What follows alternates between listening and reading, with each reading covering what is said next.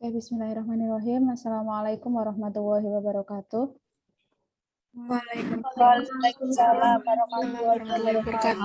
Waalaikumsalam warahmatullahi wabarakatuh. Waalaikumsalam warahmatullahi wabarakatuh. Oke, selamat pagi, salam sejahtera untuk kita semuanya.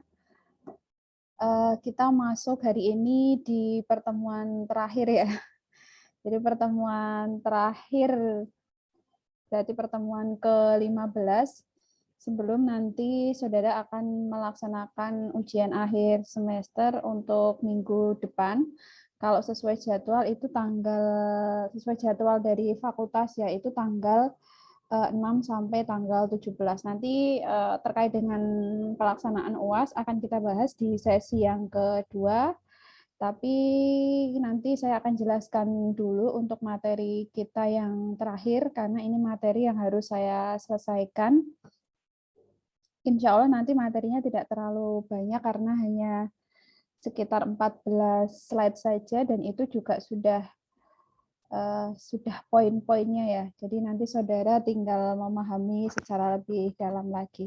Tapi sebelum kita mulai perkuliahan hari ini, marilah kita berdoa sesuai dengan kepercayaan masing-masing. Semoga diberikan kelancaran untuk perkuliahan hari ini, dan semoga saudara juga bisa memahami materi kita, terutama adalah materi mengenai manajemen keuangan dalam bisnis. Oke, berdoa dipersilahkan.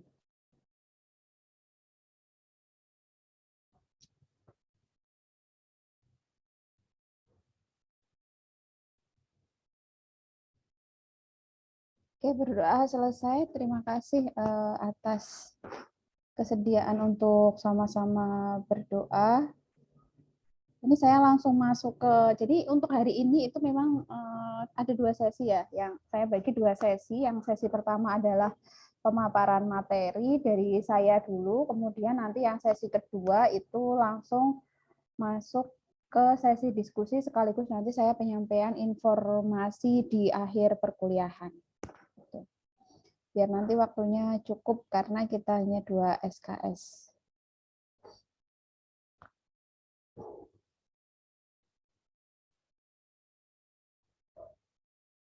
Oke, slide-nya sudah terlihat ya di tempat saudara?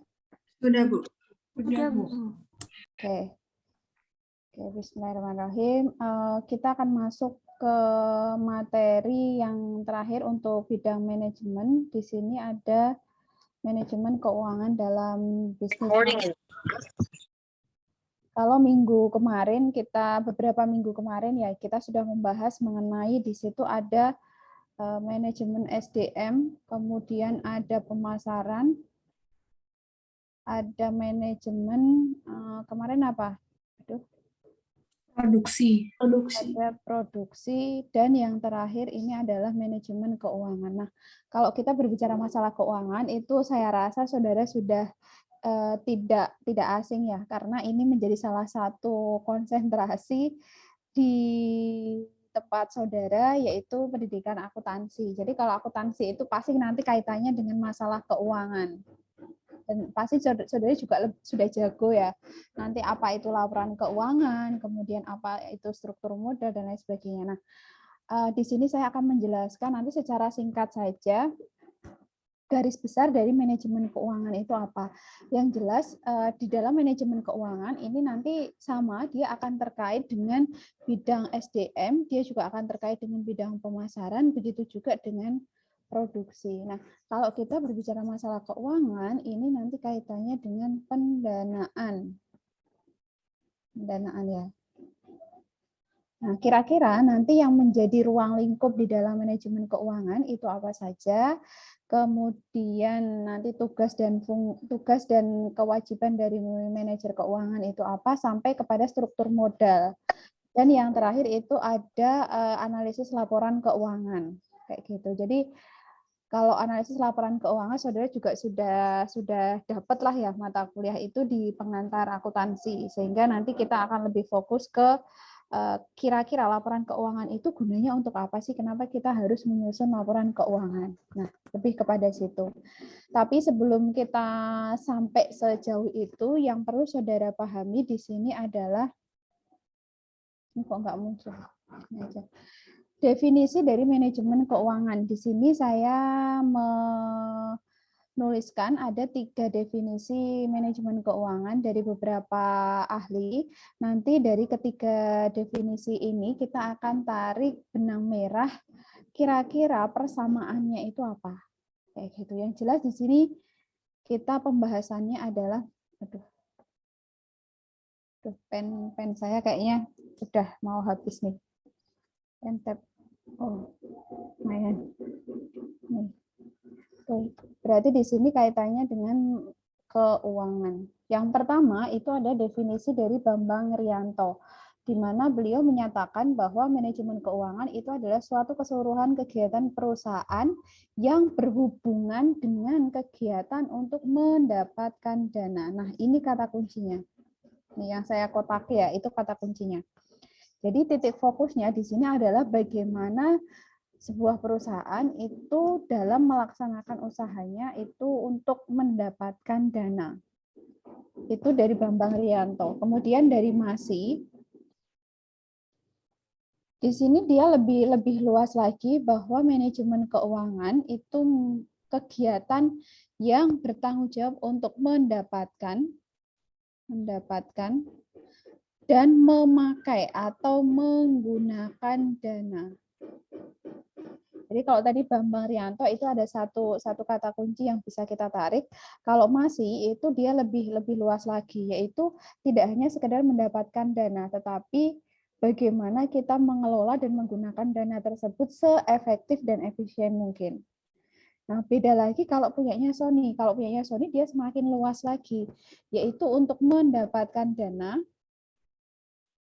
Sama ya, jadi sama dengan definisinya Bambang Rianto sama Masi. Kemudian bagaimana memakai dana atau menggunakan dana itu. Ini yang pertama, ini yang kedua. Nah, ketambahan lagi sama yang ketiga, yaitu mengelola aset. Nah, ini yang ketiga. Nah, saudara juga sudah paham ya, aset itu apa saja. Jadi ada aset itu kan salah satunya adalah aset atau aktiva ya. Jadi salah satunya ada aktiva tetap dan ada aktiva tidak tetap di situ. Jadi tidak hanya kita sekedar bagaimana mendapatkan dana, tetapi kita harus paham juga dalam pengelolaan dana tersebut sekaligus aset-asetnya. Jadi nggak cuma yang dia bentuknya finansial saja, tetapi juga bentuknya itu adalah bentuk aset. Aset misalkan di situ ada gedung, ada tanah, ada mesin, ada kendaraan dan lain sebagainya. Nah, silahkan dari 3 kata kunci ini, karena kalau kita mengacu ke definisi dari Bambang Rianto itu kan hanya satu saja ya, hanya satu saja. Kemudian masih dia lebih luas lagi ada 2 kata kunci, sedangkan punyanya Sony itu ada 3 kata kunci. Silahkan nanti saudara bisa menyimpulkan sendiri sesuai dengan bahasa saudara berdasarkan kata kunci tersebut. Itu ya, silahkan nanti disimpulkan. Yang jelas kalau kita mendefinisikan sesuatu hal itu saudara harus pegang dulu kata kuncinya. Itu. Nah, berangkat dari definisi ini akan dijadikan dasar dalam memahami ruang lingkup dalam manajemen keuangan. Untuk ruang lingkup manajemen keuangan, yang pertama adalah berkaitan dengan keputusan pendanaan. Nah, keputusan terkait dengan pendanaan ini contohnya apa? Misalnya kebijakan menerbitkan sejumlah obligasi, kemudian kebijakan hutang jangka pendek maupun jangka panjang perusahaan yang di situ sumbernya bisa dari internal. Kalau dari internal itu berarti dia dari modal sendiri. Kalau dari eksternal, yang pembiayaan dari eksternal itu yang dari modal asing. Nah, kira-kira yang masuk ke modal sendiri sama modal asing itu apa? Nanti ada di slide berikutnya. Kemudian yang kedua ada keputusan investasi. Nah, kalau investasi seperti yang saya bilang, bahwa yang namanya investasi itu terdiri dari dua hal. Yang pertama adalah investasi terhadap aktiva tetap.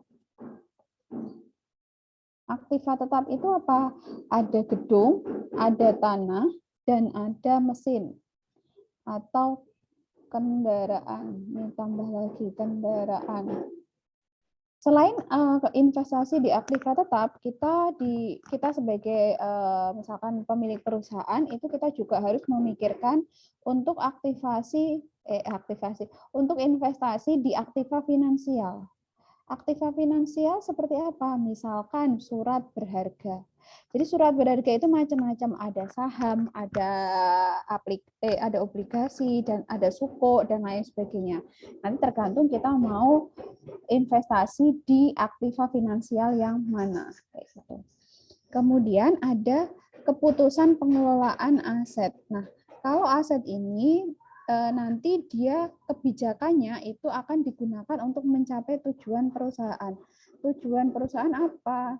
Yaitu laba maksimal. Itu.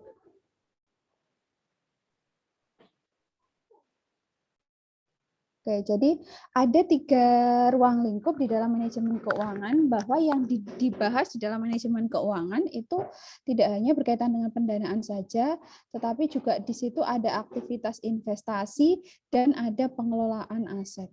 Jadi semua, misalkan aset yang kita miliki, misalnya gedung, tanah, mesin, peralatan, kemudian surat-surat berharga, semuanya dikelola untuk mencapai tujuan perusahaan. Nah, dari ruang lingkup ini itu nanti juga kaitannya dengan fungsi manajemen keuangan.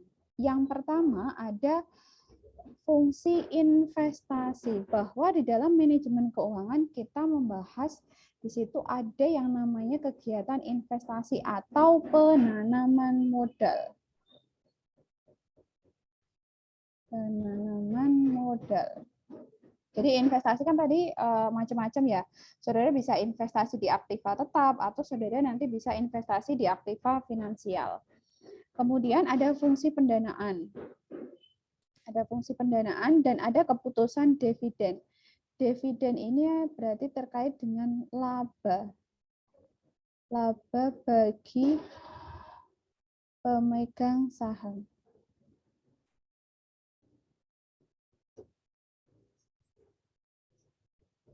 Oke, jadi untuk keputusan dividen itu ada misalnya besarnya persentase laba yang dapat dibagikan kepada pemegang saham dalam bentuk cash ya, dalam bentuk cash misalnya nanti pemegang saham A dapatnya berapa juta, pemegang saham B dapatnya berapa puluh juta kayak gitu.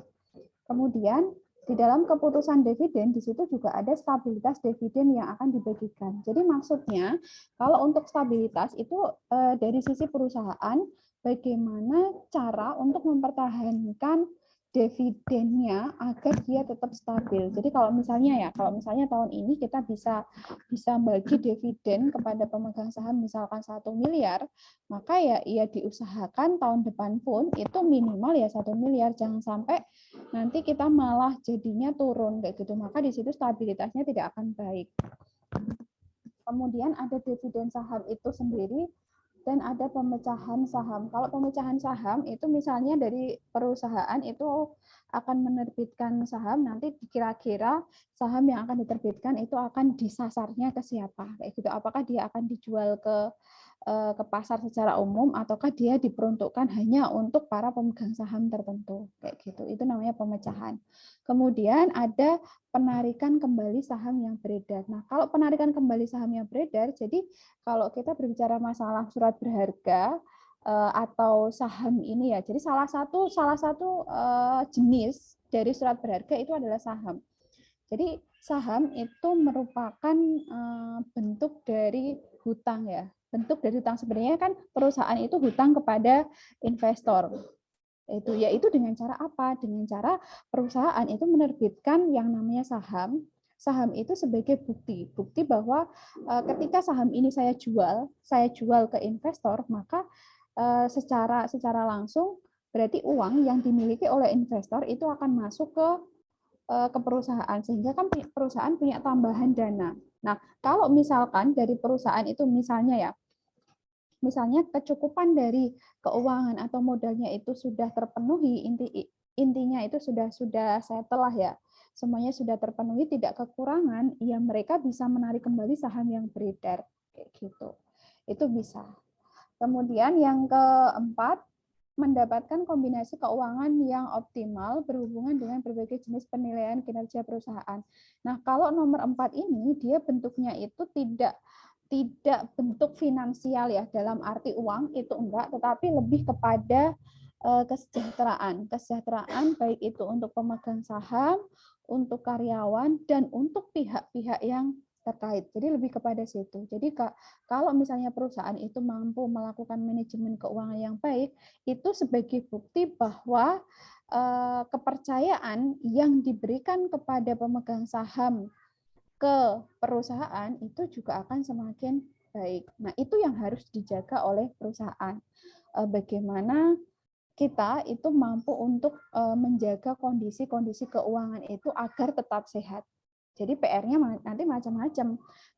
Salah satu tugas dari manajer keuangan itu adalah menjaga agar keuangan perusahaan itu tetap sehat. Karena kalau nggak sehat kan nanti ngaruhnya adalah, ibarat kata kalau tubuh kita nggak sehat kan nanti misalkan perut kita yang sakit, nanti imbasnya kepala kita yang pusing, tangan kita yang pegel-pegel dan lain sebagainya sama. Nanti di perusahaan itu sama. Jika keuangan perusahaan itu tidak sehat, maka juga imbasnya ke manajemen produksi, manajemen pemasaran, dan manajemen yang lainnya. Karena antara satu manajemen dengan manajemen yang lain itu kan juga pasti terkait. Nah, itu kalau yang nomor 4. Jadi lebih kepada non finansial. Kemudian ada tugas dan kewajiban dari manajer keuangan. Nah, manajer keuangan itu diharapkan mampu mengantisipasi permasalahan yang diperkirakan akan muncul dalam sebuah perusahaan. Jadi sebenarnya kalau kemarin kita berbicara masalah SDM, kemudian ada pemasaran, ada produksi, itu kan tugas dari manajer keuangan sangat banyak sekali ya. Tapi kalau manajer keuangan itu sebenarnya tugasnya pun juga sangat banyak, tetapi dia fokus kepada bagaimana mengantisipasi dan menyelesaikan permasalahan, semua permasalahan keuangan. Nah, sekarang kita bisa lihat kira-kira permasalahan keuangan itu apa saja. Yang pertama adalah resiko likuiditas. Ini adalah ketidakmampuan ketidakmampuan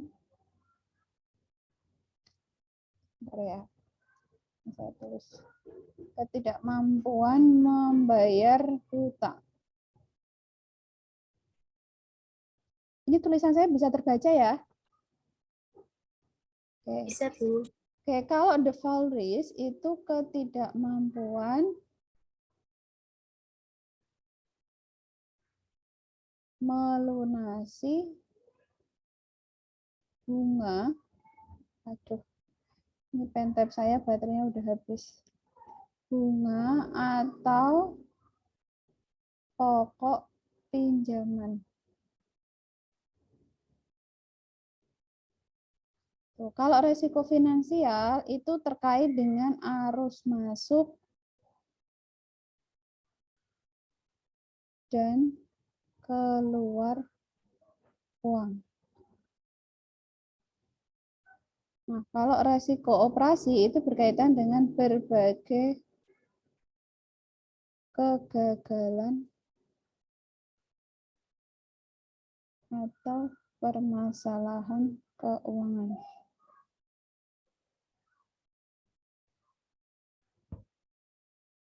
Oke, itu silakan ini kalau mau dicatat boleh atau saudara screenshot juga boleh. Nah, kita bahas yang pertama adalah resiko likuiditas. Kalau resiko likuiditas itu ketidakmampuan membayar hutang. Kalau liquid ya, liquid itu artinya tidak mampu membayar hutangnya. Beda dengan default risk. Kalau default itu ketidakmampuan melunasi. Dia mampu membayar, tapi mungkin bisa jadi perusahaan itu tidak bisa melunasi entah itu bunganya atau pokok pinjamannya. Jadi lebih kepada kalau nggak bunga ya pokok pinjaman. Jadi kalau yang default risk itu dia memang lebih spesifik. Kalau resiko finansial itu berkaitan dengan arus masuk dan keluar uang. Contohnya adalah misalnya penjualan produk A itu harusnya uang yang masuk itu 10 juta. Tapi ternyata uang yang masuk itu hanya 9 juta. Nah, itu kan akan jadi permasalahan. Nah, yang 1 juta itu kemana? Nah, itu yang harus diselesaikan oleh manajer keuangan. Kemudian ada resiko operasi. Kalau resiko operasi itu berkaitan dengan permasalahan atau kegagalan dalam keuangan. Jadi resiko operasi itu dia lebih general, lebih umum. Selain dari ketiga resiko ini. Ya, misalnya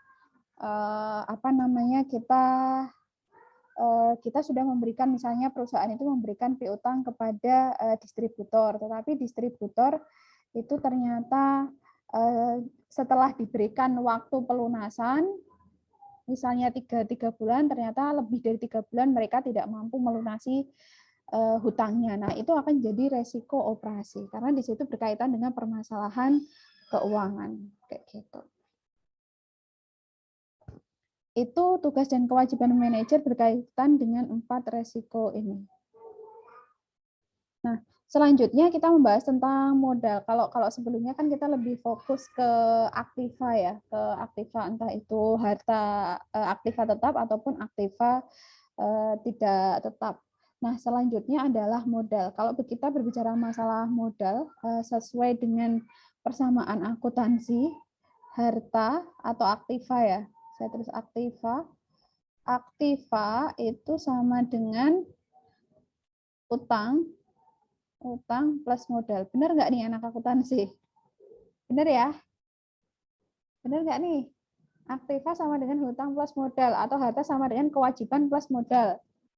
Benar nggak? Benar, Bu.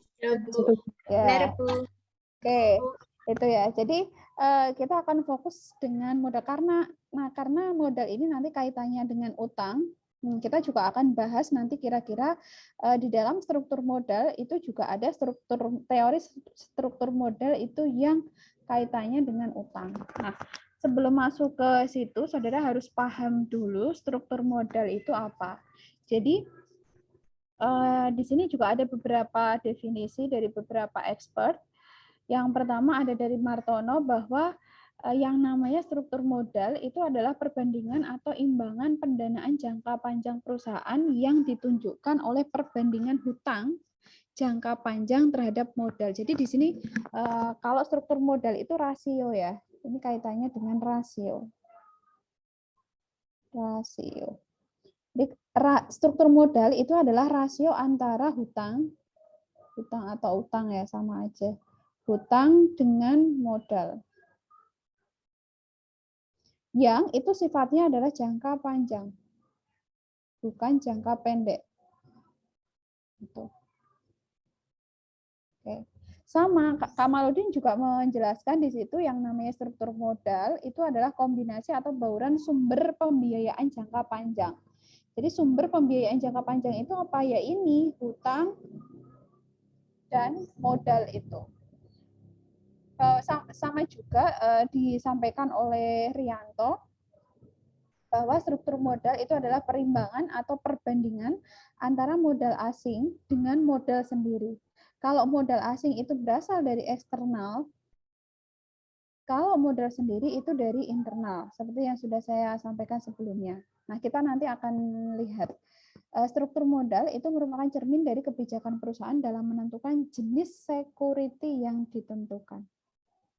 Sehingga kalau dari definisi ini kita bisa tarik kata kunci, sebenarnya ada 2, ini sudah saya tuliskan, bahwa yang namanya struktur modal itu adalah rasio hutang dengan modal dan sifatnya adalah jangka panjang. Ini ya, ini kata kuncinya yang saya kotaki. Oke, silakan nanti saudara bisa menyimpulkan sendiri. Yang penting kata kuncinya ini nanti masuk ketika saudara menyebutkan struktur modal itu apa. Tuh.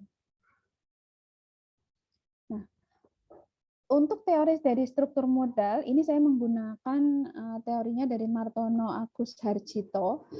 Sebenarnya saudara tidak perlu bingung ketika nanti saudara menemukan referensi lain mengenai teori dari struktur modal ini.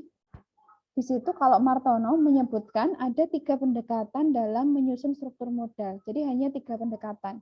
Tetapi kalau saudara menemukan referensi lain dari para expert, terutama expert dalam bidang manajemen keuangan, itu ada yang menyebutkan 6, ada yang menyebutkan 4. Tetapi di sini saya hanya fokus ke definisi dari Martono dan Agus Harjito. Silakan nanti setelah itu saudara bisa tambahkan sendiri ya. Nah, pendekatan untuk teori struktur modal itu yang pertama adalah pendekatan laba operasi bersih. Jadi kalau pendekatan laba operasi bersih itu kaitannya nanti saudara bisa lihat di laporan laba rugi. Jadi di laporan keuangan itu kan ada yang namanya laporan ada neraca, kemudian ada laporan perubahan modal, ada laporan laba rugi. Nah, kalau pendekatan laba operasi bersih itu lihatnya di laporan laba rugi. Nanti saudara bisa lihat apakah untuk tahun ini misalkan perusahaan mengalami laba atau rugi. Kalau laba besarnya berapa, kalau rugi besarnya berapa. Itu pendekatan yang pertama. Kalau pendekatan yang kedua adalah pendekatan tradisional. Kalau tradisional itu lebih kepada bahwa struktur modal ini nanti dia punya pengaruh terhadap nilai perusahaan. Di mana struktur modal itu dia dapat berubah-ubah agar bisa diperoleh nilai perusahaan yang optimal. Jadi untuk memperoleh, karena di sini variabel independennya adalah modal, jadi modal ini yang nanti dia akan berpengaruh terhadap nilai perusahaan. Sehingga kalau saudara mau menaikkan nilai perusahaan, maka struktur modalnya itu juga harus dinaikkan. Ini. Nah, beda dengan pendekatan Modigliani atau Miller atau yang biasa dikenal dengan MM approach. Kalau yang MM approach itu dia tidak hanya sebatas modal saja, tetapi di situ ada utang dan ada modal sendiri. Kalau struktur modal di sini kan dia bisa dari modal asing atau dari modal sendiri, dari internal atau dari eksternal modal. Tapi kalau yang pendekatan Modigliani itu dia lebih fokus ke utang dan modal sendiri. Jadi struktur modal itu adalah hutang dan modal sendiri. Jadi bukan modal asing atau modal eksternal yang dia berpengaruh terhadap nilai investasi. Bukan nilai perusahaan, tetapi nilai investasi. Itu yang harus dipahami. Sehingga antara pendekatan tradisional sama Modigliani itu punya perbedaan yang cukup signifikan. Yang satunya berpengaruh terhadap nilai perusahaan, yang pendekatan Modigliani berpengaruh terhadap nilai investasi. Nah, itu 3 pendekatan untuk struktur modal, nanti tergantung dari perusahaan yang bersangkutan, apakah perusahaan tersebut itu ingin menggunakan pendekatan laba bersih, pendekatan tradisional, pendekatan Modigliani, atau pendekatan yang lainnya. Itu boleh. Nanti tergantung dari kondisi perusahaan yang bersangkutan. Kemudian faktor yang mempengaruhi struktur modal, yang pertama adalah resiko bisnis. Kalau kita berbicara masalah resiko, itu sudah pasti ya. Resiko itu menjadi sesuatu yang uncertainty, ketidakpastian. Jadi kita nggak bisa prediksi ya. Kita bisa mungkin memperkirakan, tetapi perkiraan kita itu lebih banyak melesetnya. Jadi kita hanya bisa menyiapkan senjata untuk menangani segala resiko bisnis ini, sehingga kita mampu untuk mengatasi setiap permasalahan yang nanti akan muncul di dalam pengoperasian bisnis kita. Kemudian yang kedua, faktor yang mempengaruhi struktur modal itu adalah posisi pajak perusahaan. Nah, kalau pajak ini kaitannya dengan pemerintah. Nah, nilai perusahaan itu juga nanti akan berpengaruh terhadap besarnya pajak. Contoh, semakin banyak karyawan, semakin bertambahnya karyawan di perusahaan itu, maka dia pembayaran pajak PPh-nya akan semakin naik. Semakin tinggi, semakin banyak aktiva yang dimiliki, misalnya gedung, tanah, maka PBB-nya dia juga akan semakin naik.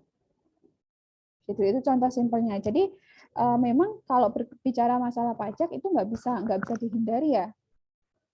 Sebagai seorang wajib pajak yang taat, maka sudah seharusnya perusahaan itu membayar pajak tersebut, apapun itu, mau PPh, mau PBB, mau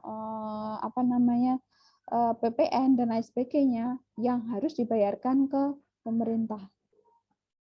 Nah, Kemudian yang ketiga ada fleksibilitas keuangan.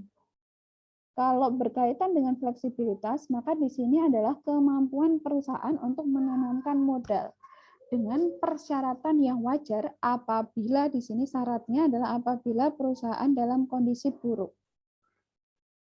Jadi kan kalau kita menjalankan bisnis kan tidak serta-merta semuanya akan berjalan lancar. Pasti nanti akan ada suatu keadaan di mana perusahaan itu mungkin menghadapi resiko bisnis yang itu di luar dugaan dan mungkin kita pemecahan masalahnya itu butuh waktu yang lama, sehingga ketika kita butuh waktu yang lama tersebut itu juga akan mempengaruhi kondisi perusahaan. Oke, kalau misalnya perusahaannya bisa settle, tapi kalau perusahaannya misalkan tidak mampu mengatasi permasalahan yang ada, ya kondisinya juga akan semakin buruk. Contohnya apa? Contohnya ya di masa pandemi. Pada akhir 2019 ya, 2019 awal 2020 kita dihadapkan dengan kondisi yang unpredictable banget. Jadi COVID yang awalnya tidak diantisipasi sebelumnya akhirnya masuk ke Indonesia dan mengakibatkan beberapa perusahaan, terutama banyak perusahaan skala besar yang akhirnya terancam mem-PHK karyawannya, kemudian operasi produksinya juga semakin turun dan lain sebagainya. Jadi bagaimana nanti dari manajemen keuangan itu dia bisa fleksibel mengatasi hal tersebut. Jadi nanti kalau mereka tidak fleksibel ya imbasnya tadi banyak PHK, kemudian pemasukannya berkurang dan lain sebagainya.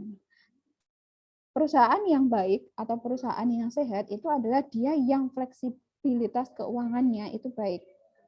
Jadi apapun permasalahan, mau perusahaan itu dalam kondisi terburuk pun, dari sisi manajemen keuangannya itu tetap harus bisa memberikan tindakan yang pas untuk mengatasi permasalahan tersebut, khususnya bidang keuangan.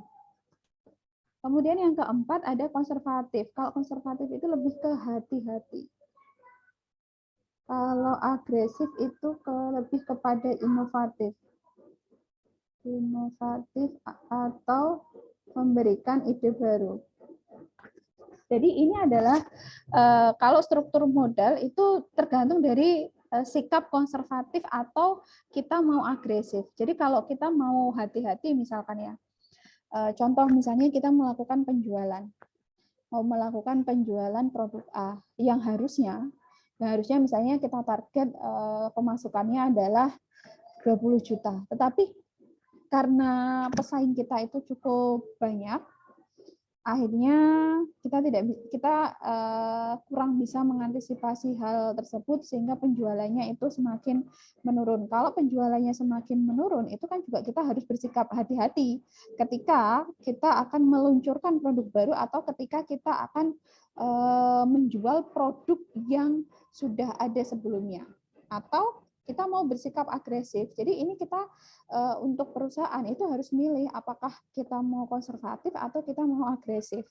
Kalau agresif itu lebih kepada kita memberikan inovasi-inovasi baru bagi perusahaan. Misalkan, oh ternyata perusahaan A itu dia mengeluarkan produk yang sebenarnya ini sejenis dengan produk kita. Maka bagaimana kita memberikan inovasi kepada produk kita. Nah, itu lebih kepada agresif. Jadi setiap permasalahan perusahaan itu beda-beda kasusnya, terutama dalam mengatasi permasalahan struktur modal. Apakah kita mau konservatif ataukah kita mau agresif. Nah, ini yang beberapa kali tadi saya singgung tentang komponen struktur modal. Untuk komponen struktur modal, ini ada yang modal asing. Modal asing ini berarti dia dari eksternal. Di situ ada utang jangka pendek, ada utang jangka menengah, dan ada utang jangka panjang. Kalau utang jangka menengah di situ ada term loan, ada leasing ya. Leasing itu mungkin saudara sudah sering ya, tidak asing. Kemudian ada pinjaman obligasi. Kalau obligasi itu salah satu jenis surat berharga. Bentar, pulpennya udah ngendat nih. Obligasi itu salah satu jenis surat berharga. Jadi surat berharga itu kan ada saham, bentuknya ya. Bentuknya ada saham, ada obligasi, kayak gitu. Kemudian ada pinjaman hipotek. Kalau pinjaman hipotek itu adalah pinjaman atau kredit yang dia menggunakan agunan. Yang dia menggunakan agunan atau kredit dengan pinjaman aktif.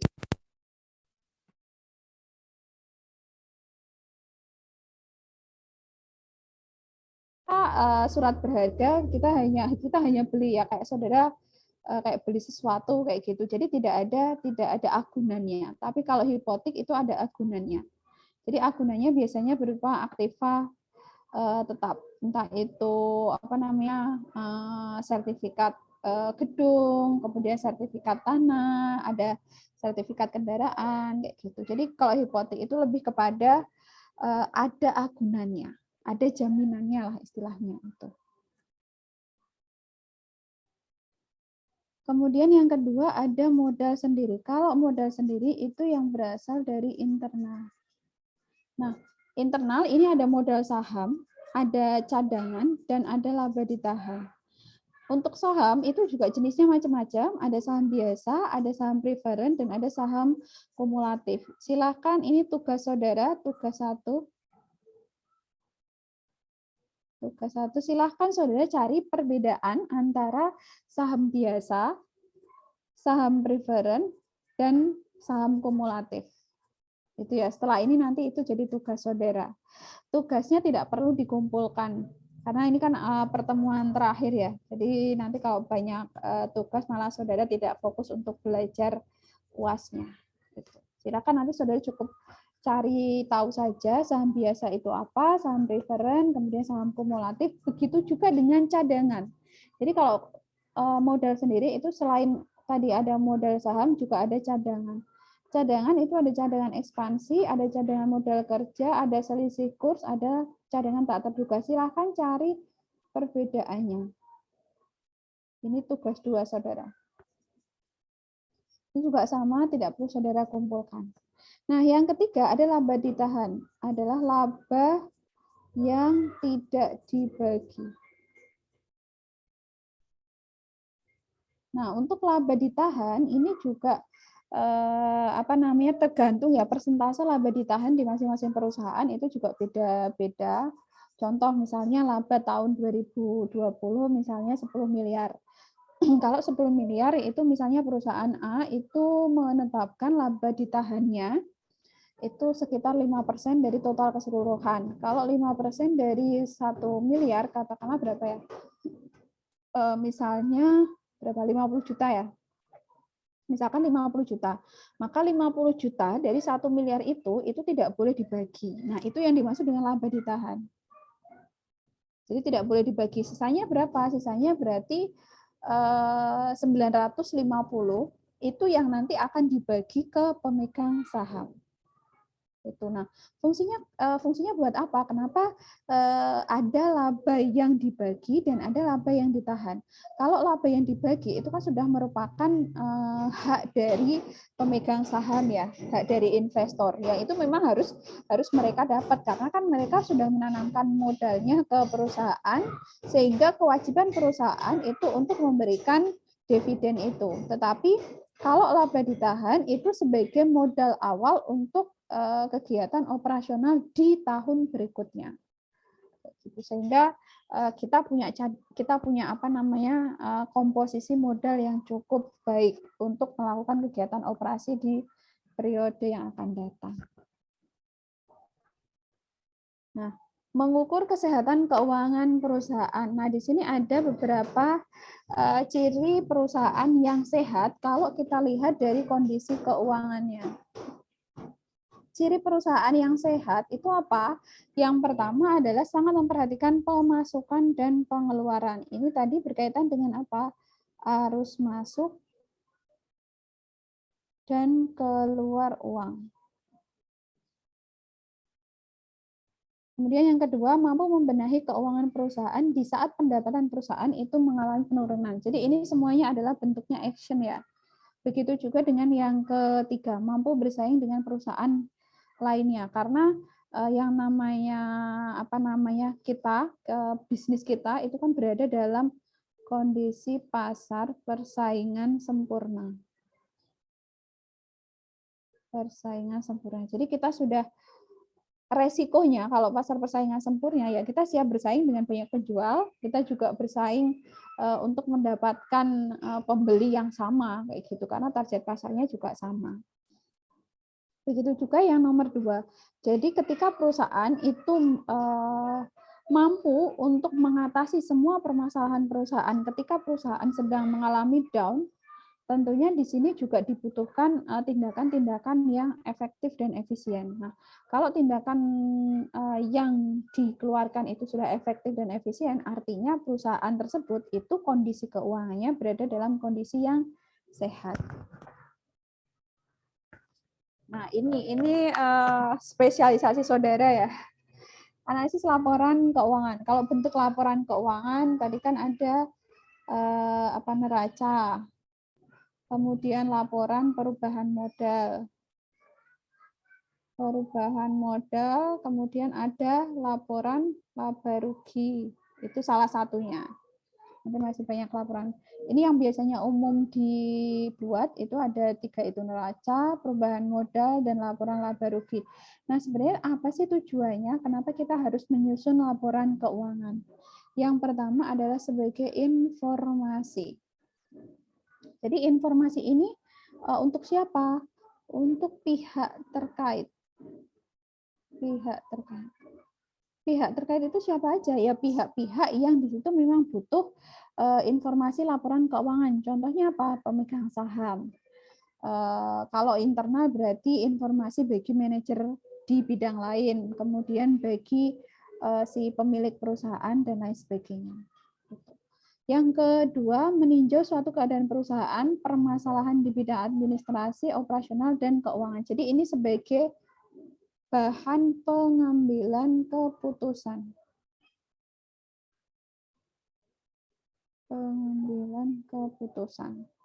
Kalau yang ketiga, itu sebagai alat bantu untuk mengukur efisiensi untuk semua departemen. Jadi laporan keuangan itu nanti akan dijadikan dasar, ternyata misalnya manajemen pemasaran, ternyata dia kinerja keuangannya udah bagus, karena harusnya dana misalnya 1 miliar itu kok semuanya sudah habis dipakai dan itu hasilnya juga memuaskan, kayak gitu. Itu juga nanti akan dijadikan tolok ukur apakah penggunaan dana di semua departemen itu sudah efektif atau belum. Nah, ini yang terakhir, slide terakhir untuk materi hari ini, yaitu ada 4 metode perhitungan rasio untuk mengukur apakah keuangan perusahaan itu sehat atau tidak. Yang pertama, itu ada rasio likuiditas, ada rasio solvabilitas, ada rentabilitas atau profitabilitas, dan ada rasio aktivitas. Silahkan kalau mau di screenshot dulu, karena di file yang saya upload di Elena itu belum ada penjelasannya. Belum ada penjelasan di masing-masing rasio tersebut. Sudah? Sudah di screenshot belum? Sudah, Bu. Oke. Kita bahas yang pertama, rasio likuiditas. Kalau likuiditas itu berkaitan dengan kemampuan dalam membayar hutang. Atau dalam pengertian di sini adalah memenuhi kewajiban. Kewajiban itu kalau dalam istilah keuangan itu disebut dengan hutang. Harta sama dengan kewajiban plus utang. Nah, itu berarti kalau rasio likuiditas itu apakah perusahaan itu mampu atau tidak dalam memenuhi hutangnya. Terutama di sini adalah jangka pendek. Kalau solvabilitas itu adalah mengukur sejauh mana aktiva perusahaan, aktiva berarti apa tadi? Ada aktiva tetap, ada tidak tetap atau finansial. Dibiayai dengan hutang. Jadi bagaimana aktiva perusahaan, misalnya aktiva perusahaan yang tetap itu dibiayai oleh hutang. Contoh, misalnya kalau kita mau beli gedung, itu kalau kita belinya itu secara kredit, Berarti kan kita hutang, ya kan? Maka di situ kita menggunakan rasio solvabilitas. Karena kita sistemnya hutang. Jadi dia menambah hutang, tapi juga hartanya juga dia akan semakin naik. Kalau kita bayarnya cash ya aktifannya dia semakin uang cashnya dia akan turun. Gitu. Kalau rentabilitas atau profitabilitas di sini kata kuncinya adalah profit. Profit itu laba ya. Jadi ini adalah rasio yang digunakan untuk membandingkan kemampuan perusahaan untuk menyisihkan laba perusahaan. Menyisihkan laba. Jadi kalau itu urusannya dengan laba, maka metode perhitungannya itu pakai profitabilitas atau rentabilitas. Beda dengan rasio aktivitas atau rasio aktiva ya. Aktiva itu berhubungan dengan harta. Jadi ini untuk mengukur seberapa efektif perusahaan itu mampu memanfaatkan semua sumber daya. Sumber daya dalam hal ini adalah semua aktiva atau harta. Apapun itu, harta bergerak maupun harta tidak bergerak. Jadi itu. Nanti tergantung permasalahannya apa. Kemudian kalau permasalahannya berkaitan dengan laba, berarti kita pakai metode profitabilitas. Tapi kalau misalnya di situ permasalahannya adalah kredit, kita mau membeli kendaraan, tapi di situ sistemnya kredit, berarti kita pakainya adalah rasio solvabilitas kayak gitu. Nah, ini biasanya ada kok, nanti setelah di akuntansi itu biasanya dibahas. Ada likuiditas, ada solvabilitas, ada profitabilitas, dan ada rasio aktivitas. Itu pasti ada kalau anak akuntansi nanti. Oke, sampai di sini untuk materi hari ini ada 4 kesimpulan yang perlu saudara pahami. Yang pertama adalah berkaitan dengan definisi dari manajemen keuangan. Kemudian ada tugas dan fungsi dari manajer keuangan. Kemudian sumber permodalan itu ada dari internal dan ada eksternal. Serta yang keempat adalah berkaitan dengan kesehatan keuangan perusahaan. Jadi yang sehat itu bukan cuma manusianya saja, tetapi keuangannya itu harus dijaga agar tetap sehat. Sehingga dia semua aktivitas operasional perusahaan itu juga bisa berjalan dengan lancar. Oke, kalau saudara lihat di slide-nya, itu sebenarnya di sini ada 2 tugas, tetapi tugas ini tidak perlu saudara selesaikan. Ini tidak perlu karena nanti kasihan saudara, saudara harus fokus ke ujian akhir semester, malah nanti saudara harus menyelesaikan tugas ini. Jadi ini tugas tidak perlu saudara selesaikan. Tugasnya hanya selesai kemarin di manajemen produksi. Oke, untuk sesi pertama sudah selesai. Kita masuk ke sesi kedua untuk sesi diskusi. Silahkan kalau ada hal yang perlu ditanyakan terkait dengan materi.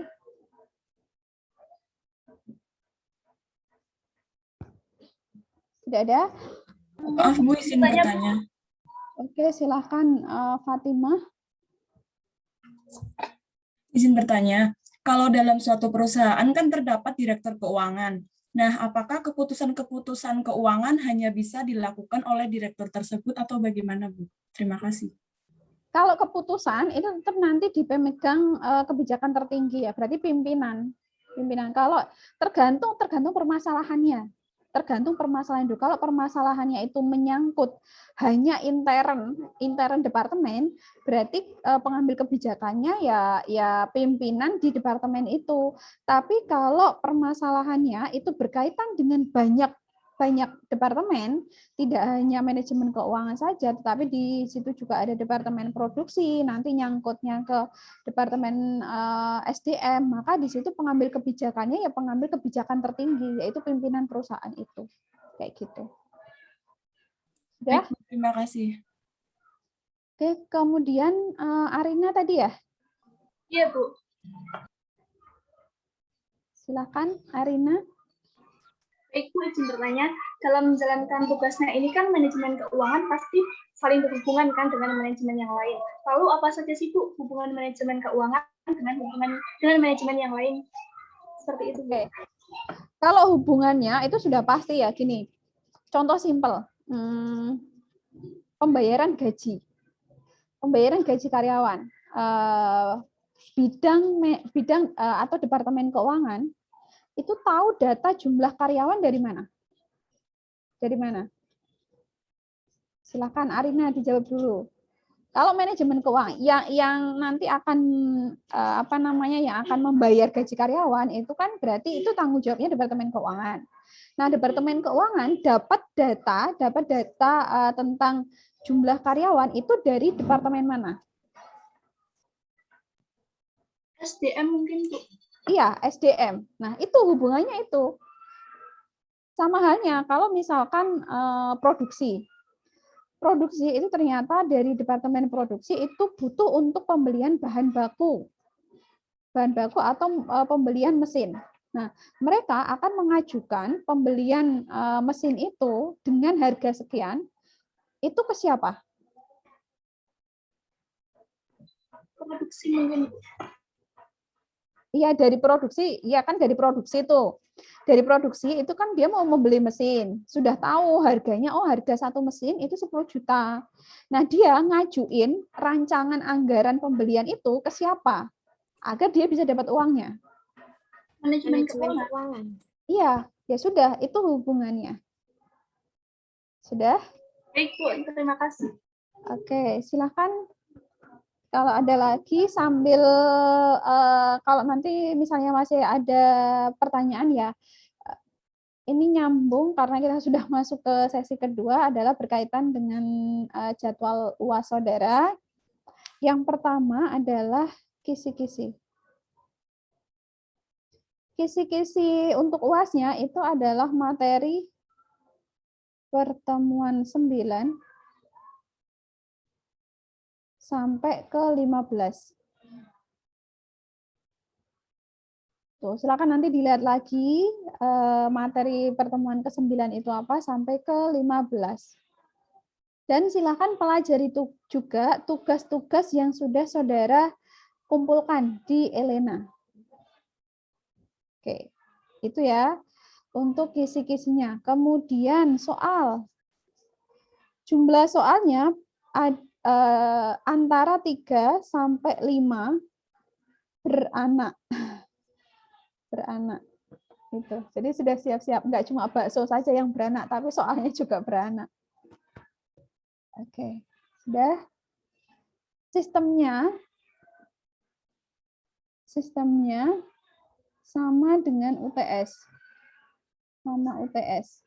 Jadi nanti jawabannya ditulis di kertas, kemudian saudara upload dalam bentuk PDF ke Elena di pertemuan 16. Jadi sebelum ujian, silakan dipersiapkan alat tulisnya.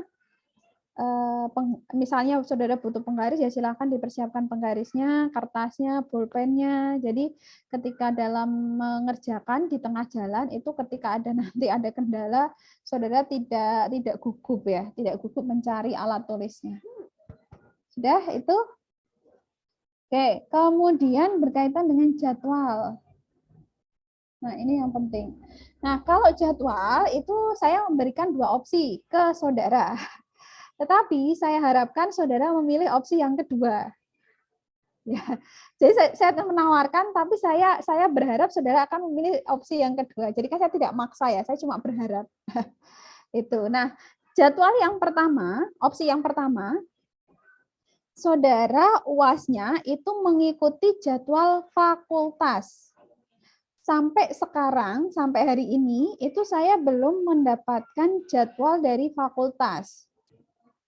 Untuk pengantar bisnis itu tanggal berapa, jam berapa, hari apa, itu saya belum tahu. Ya mungkin saudara siap-siap aja, ditunggu saja. Kalau tidak hari Rabu, Kamis ya Jumat. Silakan ditunggu aja. Yang jelas tanggalnya antara tanggal 6 sampai tanggal 17.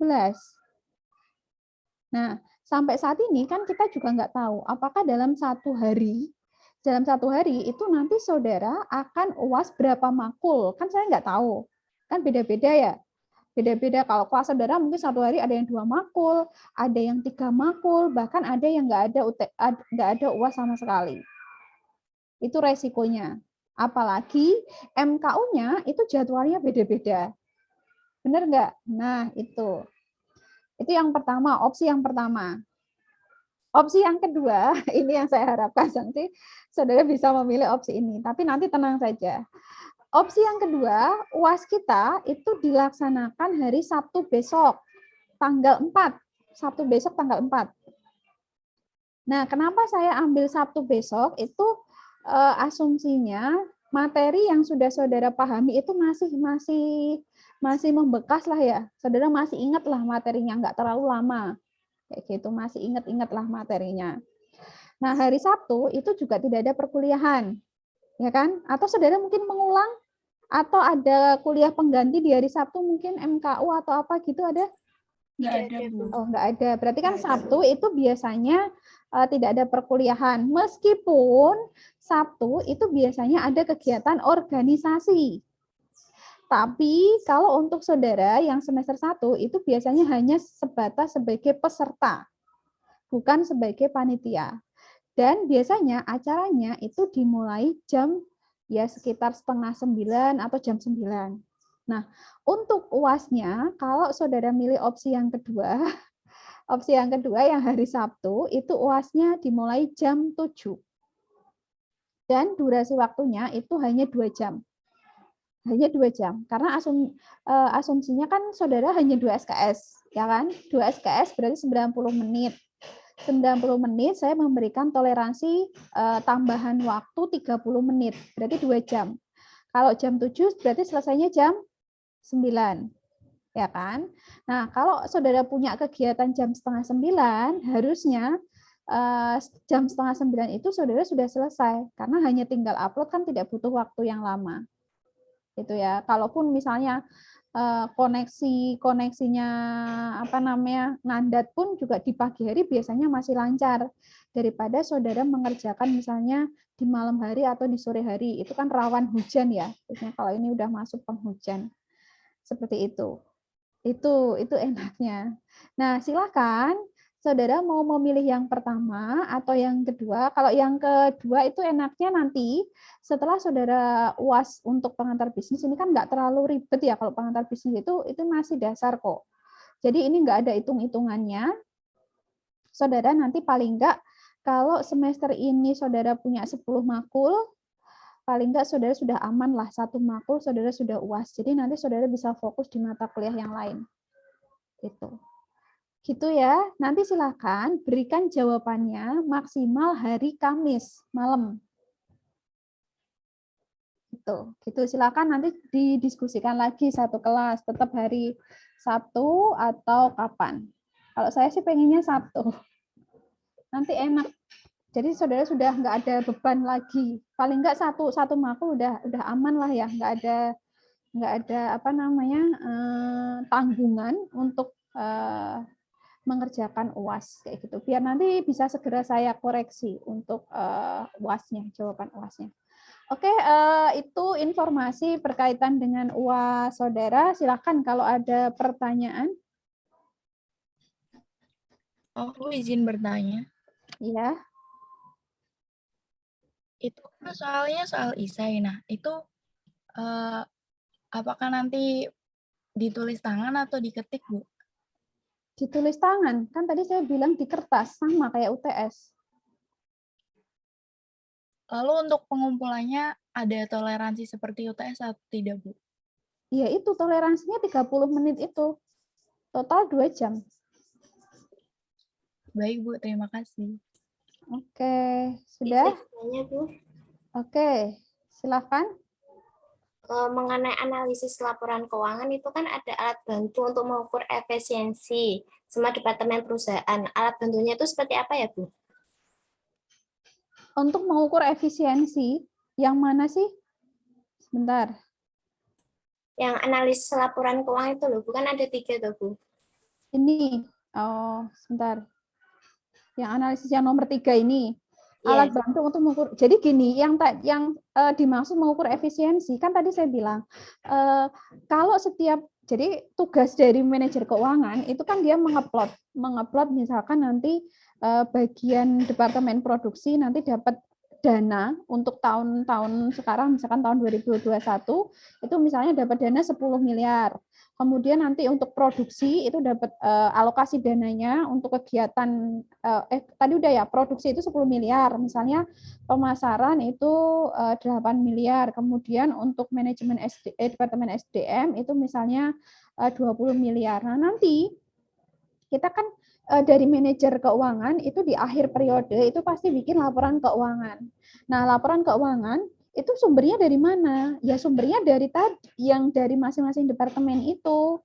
Dari departemen misalkan produksi udah dikasih dana 10 miliar itu habis atau enggak? Kalau enggak habis itu kenapa? Kenapa enggak habis? Itu misalnya kalau produksi dikasih 10 miliar, kok ternyata nggak habis, hanya terpakai 9 miliar. Oh, berarti kan ini nggak efektif. Kalau dia tahun depan itu dikasih 10 miliar lagi. Kayak gitu. Karena berkaca dari tahun sebelumnya dia hanya menghabiskan 9 miliar. Oh, berarti tahun depan itu kita tidak perlu memberikan 10 miliar, tapi hanya cukup dikasihkan 10 miliar. Jadi itu untuk mengukur efisiensinya. Kayak gitu. Jadi bukan alat bantu bentuknya fisik kayak gitu, enggak. Gitu ya, tadi siapa yang tanya? Baik, Bu, terima kasih. Oke, ini ada lagi. Nilai UTS apakah akan diberitahu seperti kelas lain? Oh, nilai UTS-nya kelas lain itu siapa yang udah dikasih tahu? Camelia Anggreni. Kelas lain siapa yang udah dikasih tahu? Kelas yang mana? Camelia. Kelas yang PAKTC mungkin, Bu. Oh, PAKTC udah dikasih tahu ya. Oke, berarti nanti setelah ini nilainya akan saya upload. Untuk ini apa? PAKT ini PAKTA ya? Oke, ya nanti setelah ini akan saya upload nilai UTS-nya. Nilai UTS-nya semua, enggak semua ya. Sebagian besar. Kalau untuk PAKTA itu sebagian besar nilainya di atas 80, tapi ada beberapa yang nilainya di bawah 80. Di bawah 80 itu macam-macam ya. Ada 70, ada 60, ada 5. Pokoknya di bawah 80 itu ada beberapa, tapi sebagian besar nilainya di atas 80. Sebagian besar di atas 80 dan ada yang di bawah 80. Yang nilainya 90 di atas 90 ya. Di atas 90 itu ada 1 2 3 4 5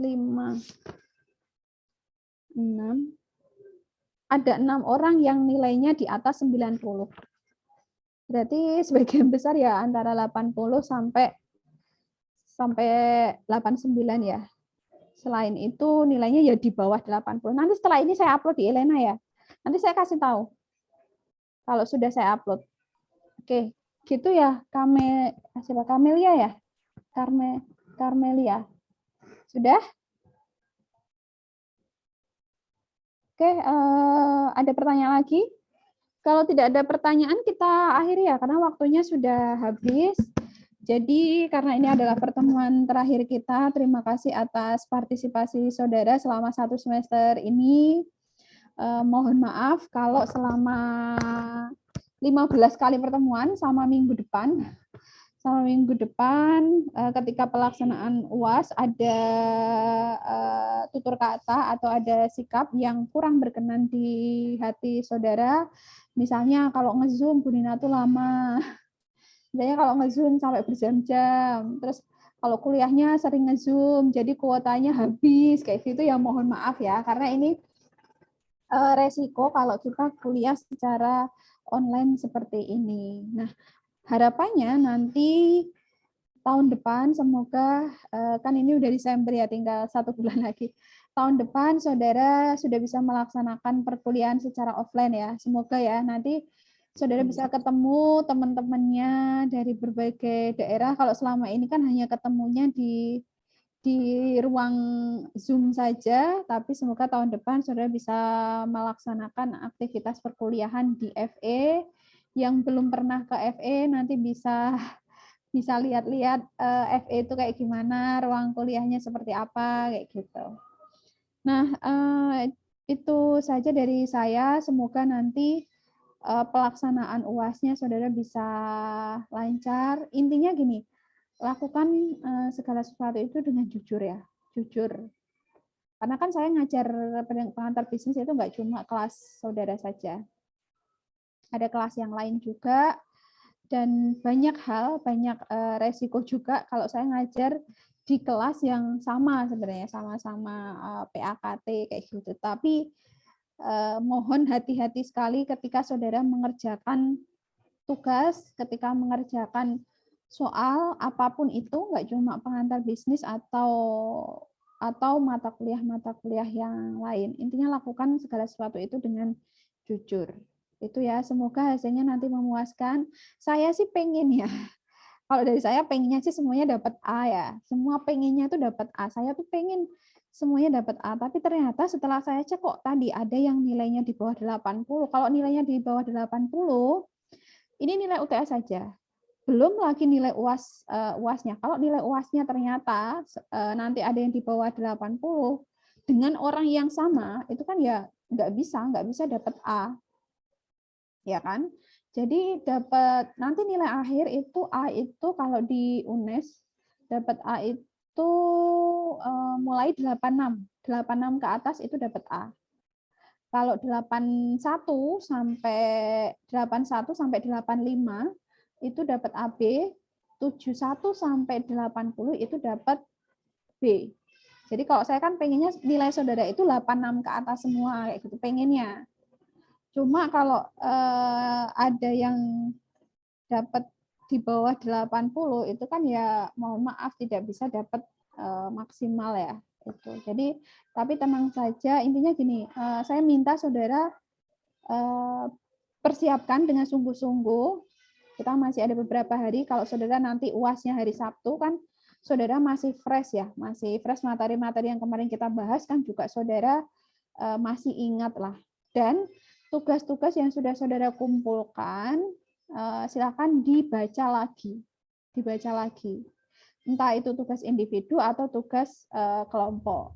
Dan kalau ada yang belum mengumpulkan tugas, meskipun itu telat, silakan segera mengumpulkan. Jadi telat nggak apa-apa. Paling ya konsekuensinya ya nilainya dikurangi, udah gitu aja.